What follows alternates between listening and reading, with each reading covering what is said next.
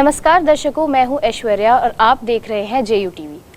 साल 2019 में आए कोरोना वायरस ने देश और दुनिया के लोगों के अंदर डर का एक साया बैठा दिया है। 2019 में कोरोना वायरस महामारी की पहली लहर ने लाखों लोगों को अपनी चपेट में लिया। 2020 में आई कोरोना वायरस की दूसरी लहर ने लाखों लोगों की जान ली और देश और दुनिया में भयानक कोहराम मचाया। अब 2021 के जाते जाते कोरोना वायरस की तीसरी लहर ने अपने होने के संकेत देना शुरू कर दिया है और इसके आते ही अभी तक देश और दुनिया में हजारों लोग उससे संक्रमित हो चुके हैं। कोरोना वायरस महामारी के अब तक के भयानक रूप को जानने, समझने और बचाव के लिए देखिए जेयू टीवी की एक खास रिपोर्ट। कोविड-19 महामारी, जिससे कोरोना वायरस महामारी के रूप में भी जाना जाता है, गंभीर तीव्र श्वसन सिंड्रोम कोरोना वायरस 2 के कारण कोरोना वायरस रोग 2019 की एक वैश्विक महामारी है। वायरस की पहचान पहली बार दिसंबर 2019 में चीनी शहर वुहान में हुई थी। वुहान और आसपास के हुबेई के अन्य शहरों में लॉकडाउन के प्रकोप को रोकने में विफल रहा और यह तेजी से मुख्य भूमि चीन के अन्य हिस्सों और दुनिया भर में फैल गया। विश्व स्वास्थ्य संगठन WHO ने 30 जनवरी 2020 को अंतर्राष्ट्रीय चिंता का सार्वजनिक स्वास्थ्य आपातकाल और 11 मार्च 2020 को महामारी घोषित किया। वायरस के कई प्रकार उभरे हैं और 2021 के बाद से कई देशों में अल्फा, बीटा के साथ प्रमुख हो गए हैं। गामा, डेल्टा और ओमिक्रॉन वेरिएंट सबसे अधिक वायरल है। 5 दिसंबर 2021 तक 265 मिलियन से अधिक मामलों और 5.25 मिलियन मौतों की पुष्टि की गई है, जिससे महामारी इतिहास में सबसे घातक में से एक बन गई है। कई टीकों को विभिन्न देशों में स्वीकृत और वितरित किया गया है, जिन्होंने दिसंबर 2020 से सबसे बड़े पैमाने पर टीकाकरण अभियान शुरू किया है। अन्य अनुशंसित निवारक उपायों में सामाजिक दूरी, सार्वजनिक रूप से फेस मास्क पहनना, वेंटिलेशन और एयर फिल्टरिंग, छींकने या खांसने पर अपना मुंह ढकना, हाथ धोना शामिल है। उपचार लक्षणों को संबोधित करने पर ध्यान केंद्रित करते हैं, लेकिन वायरस को रोकने वाली दवाएं विकसित करने के लिए काम चल रहा है। दुनिया भर के अधिकारियों ने संक्रमितों के संपर्कों का पता लगाने के लिए यथा प्रतिबंध लॉकडाउन, व्यापार बंद, कार्यस्थल जोखिम नियंत्रण, परीक्षण प्रोटोकॉल और सिस्टम लागू करके प्रतिक्रिया दी है। महामारी के परिणाम स्वरूप दुनिया भर में गंभीर सामाजिक और आर्थिक व्यवधान आया है, जिसमें 1930 के दशक में महामंदी के बाद से सबसे बड़ी वैश्विक मंदी भी शामिल है। इसने कृषि व्यवधान और भोजन की कमी से व्यापक आपूर्ति की कमी को बढ़ा दिया है। मृत्यु दर मामला अनुपात एक निश्चित समय अंतराल के भीतर निदान किए गए मामलों की संख्या से विभाजित कोविड-19 के कारण होने वाली मौतों की संख्या को दर्शाता है। जॉन्स हॉपकिंस विश्वविद्यालय के आंकड़ों के आधार पर वैश्विक मृत्यु से मामला अनुपात दिसंबर 2021 तक 1.98% है। संख्या क्षेत्र के अनुसार भिन्न होती है। भारत में अब तक 3.46 करोड़ मामले और 4.71 लाख मौतें हो चुकी है। दिल्ली, महाराष्ट्र और राजस्थान सहित पूरे भारत के कई राज्यों ने रविवार को ओमिक्रॉन के मामले दर्ज किए। रविवार को कोविड-19 के ओमिक्रॉन संस्करण के 17 और मामले दर्ज किए। राजस्थान की राजधानी जयपुर में 9 व्यक्ति, महाराष्ट्र के पुणे जिले में 7 और तंजानिया से दिल्ली पहुंचे एक 37 वर्षीय व्यक्ति भी है। राजस्थान में भी चिंता बढ़ गई है। प्रदेश में 7 दिन पहले दक्षिण अफ्रीका से जयपुर आए एक परिवार के 4 लोग पॉजिटिव आए हैं। इनमें दंपति समेत उनके 2 बच्चियां पॉजिटिव मिले हैं। चिंता यह है कि ये आदर्श नगर में जिन 12 रिश्तेदारों से मिले, उनमें से भी 5 लोग पॉजिटिव आए हैं। इनमें एक 16 साल का बच्चा भी है।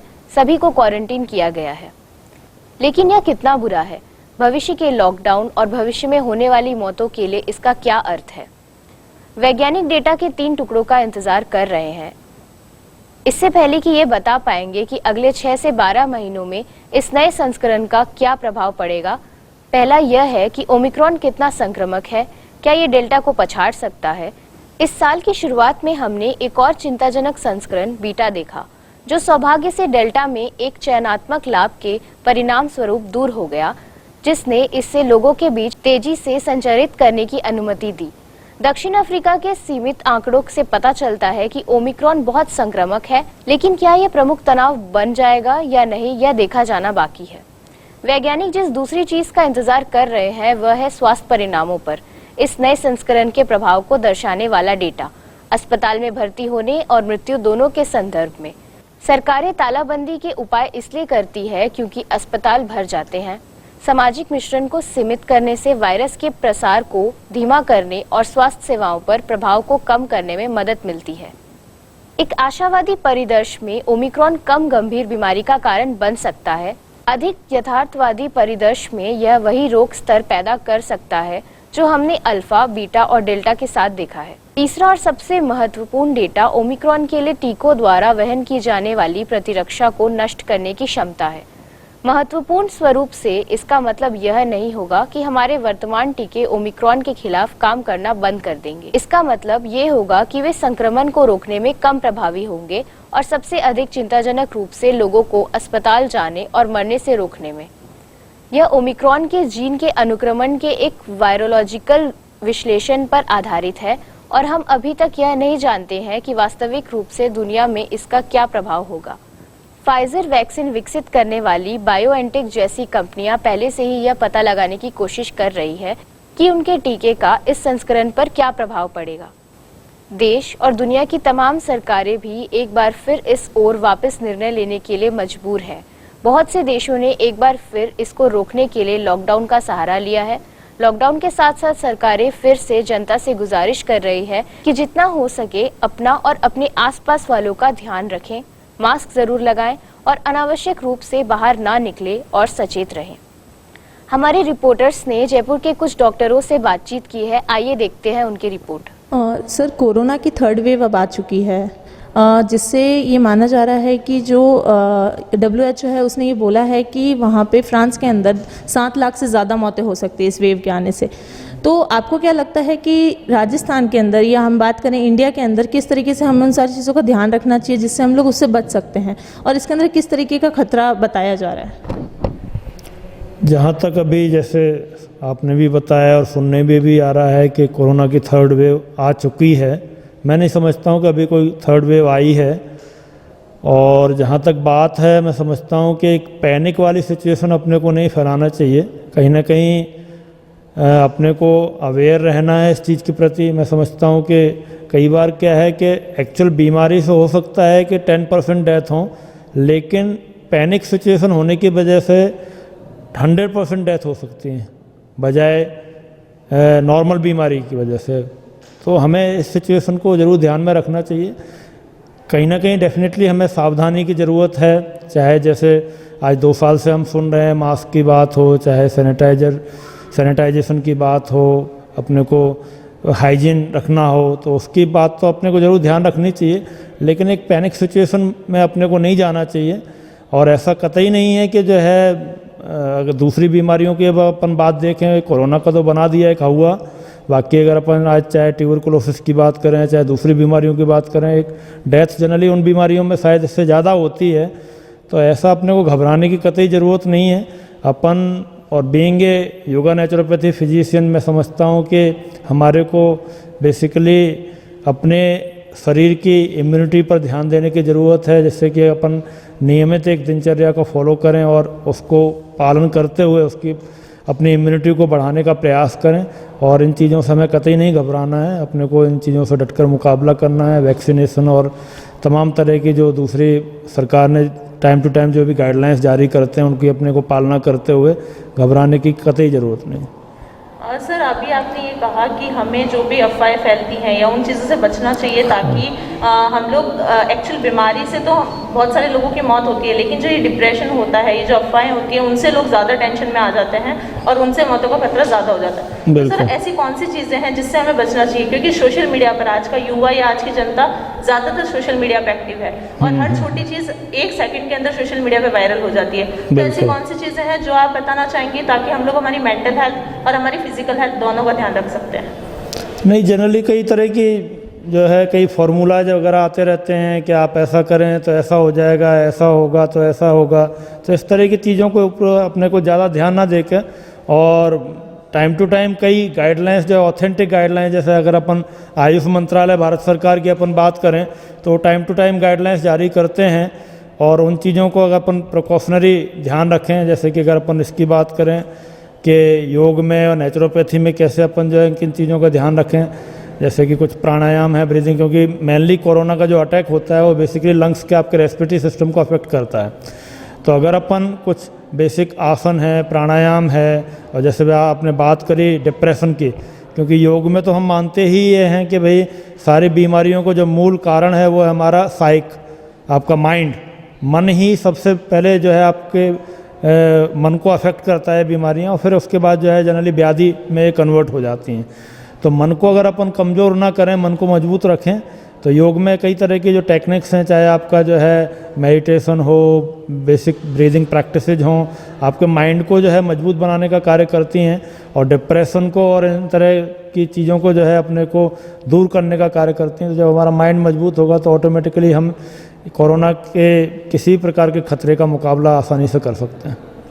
तो सर, नेचुरोपैथी से हम लोग किस तरीके से कोविड से बच सकते हैं और जनता किस तरीके से अपना बचाव कर सकती है इससे दूर रहने के लिए?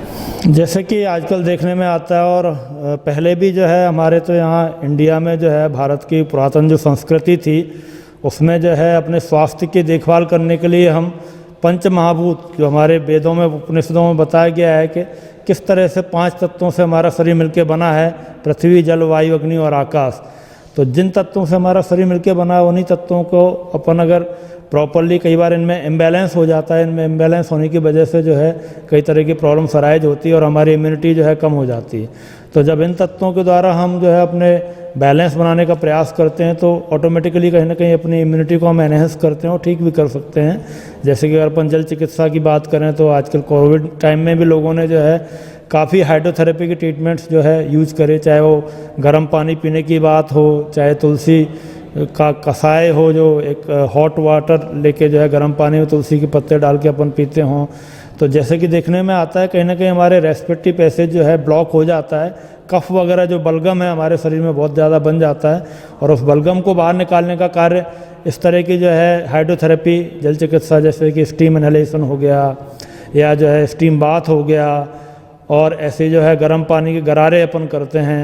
हमारे योग में एक षटकर्म की कुछ क्रियाएं होती हैं, धोती, बस्ती, नैति, त्राटक जैसे जल नीति। कोविड टाइम में जो है एक रिसर्च भी हुई और लोगों ने, डॉक्टर्स ने ये पाया कि नेसोफेरेंजियल वॉश अगर अपन करते हैं तो काफ़ी हद तक जो है अपन वायरल लोड को कम कर सकते हैं और प्रिवेंट कर सकते हैं कोरोना से अपने आप को। तो इस तरह की कुछ क्रियाएं हैं जिसके द्वारा अपन बलगम को बाहर निकाल सकते हैं और नेजल पैसेज को क्लियर रख सकते हैं। तो नेचुरोपैथी में जैसे अपन बात कर रहे थे अभी हाइड्रोथेरेपी, ऐसे ही जो है अपने फास्टिंग थेरेपी है। तो फास्टिंग थेरेपी भी, उपवास एक हर धर्म में, हर रिलीजन में जो है उपवास के बारे में बात करी गई है। चाहे आपका हिंदू धर्म हो तो अपने नवरात्रे हैं, एकादशी है, ऐसे ही चाहे मुस्लिम धर्म हो तो उसमें अपने जो है रोजे रखते हैं। ईस्टर जो है क्रिश्चियन धर्म में जो है ईस्टर का व्रत करते हैं। तो कहीं ना कहीं एक बड़ा साइंटिफिक सिस्टम था, साइंटिफिक पद्धति थी। हालांकि आज हमने उसके रूप को बदल दिया है। फास्टिंग का मतलब होता है टोटल एब्स्टिनेंस फ्रॉम फूड, खाने का एक तरह से भोजन का पूर्ण रूप से अभाव। जबकि आजकल होता उल्टा है, हम लोग जो है अगर नॉर्मली 2000 कैलोरी ले रहे होते हैं और फास्टिंग के दिन जो है अपन तरह तरह के हलवे और तरह तरह के जो है चीज़ें लेके उल्टा जो है 3000 कैलोरी ले लेते हैं। तो हमें अगर उपवास का एक चिकित्सकीय तरीके से अगर अपन उसको फॉलो करें तो बहुत ही जो है कारगर सिद्ध हो सकता है आपकी इम्यूनिटी को एनहेंस करने में। इवन ऑटोफेजी के ऊपर जापान में जो है नोबेल प्राइज भी मिल चुका है। तो कहीं ना कहीं अपने को इन चीज़ों को भी जो है फॉलो करने की ज़रूरत है। इसके अलावा जो है आपके कलर थेरेपी है, आपका नेचुरोपैथी में आती है। जैसे कई आपके पपीता की अगर अपन बात करें, येलो कलर के जो फ्रूट्स होते हैं लैक्सेटिव फ्रूट्स होते हैं, तो आपके इंटेस्टाइन को, डाइजेस्टिव सिस्टम को ठीक रखते हैं, आपके लिवर को जो है स्ट्रेंथन करते हैं डिटॉक्सीफाई करके। तो इस तरह के कुछ कलर थेरेपी का भी अपन यूज कर सकते हैं। ऐसे ही जो है कई, चाहे गार्लिक हो, चाहे जो है शहद का यूज हो, ऐसे कुछ जो घरेलू नुस्खे हमारे दादी नानी के ज़माने में जो बताई जाती थी चीज़ें, उनको भी अगर अपन फॉलो करते हैं तो डेफिनेटली अपन घर में ही अपने आप के खुद जो है चिकित्सक बनकर और बीमारियों को प्रिवेंट तो कर ही सकते हैं। साथ ही साथ अगर कुछ बीमारियां हो भी जाती हैं तो उनको अपन जो है इन चिकित्सा पद्धतियों का यूज करके, घरेलू चीज़ों को यूज करके ठीक भी कर सकते हैं अपने आप को। सर, आपको क्या लगता है जो अभी फर्स्ट वेव आई थी और सेकंड वेव आई थी, सेकंड वेव में बच्चे और बुज़ुर्गों पे ज़्यादा इफेक्ट किया था सेकंड वेव, तो थर्ड वेव किस चीज़ पे इफेक्ट करेगा ज़्यादा? आपका क्या मानना है? बेसिकली एल्डर एज ग्रुप ज़्यादा अफेक्ट हुआ था, इम्पैक्ट हुआ था। एंड सेकंड में यंगर लॉट है ना, वो ज़्यादा इम्पैक्ट हुए थे। एंड कहीं प्रडिक्शंस था कि थर्ड वेव में बच्चे बहुत इन्वॉल्व होंगे, है ना, उसकी तैयारियां में शुरू हो गई थी, लेकिन that did not happen on the scale at which the fierce war. अब जहाँ तक इसकी ओमिक्रॉन की बात है, ओमिक्रॉन में actually reports are coming from all over the world, ठीक है। साउथ अफ्रीका से स्टार्ट हुआ था, यूरोप वगैरह में भी हुआ। यूरोप में जैसे उन लोगों ने ट्रैवल बैन वगैरह कर दिया, है ना। एंड इंडिया में भी कुछ केसेस रिपोर्ट हुए हैं। लेकिन ये सोचना कि third wave is already there and it's going to have very serious impact, ये बहुत ज़्यादा साइंटिफिक नहीं लगता। One can not be sure of, है ना। एंड कुछ रिपोर्ट्स जो कि बड़ी क्रेडिबल रिपोर्ट्स हैं, बड़ी रिलायबल रिपोर्ट्स हैं कि जो ओमिक्रॉन है ये ट्रांसमिसिबल तो ज़्यादा है ना, ज़्यादा लोगों को इम्पैक्ट तो कर रहा है, लेकिन उतना लीथल नहीं है।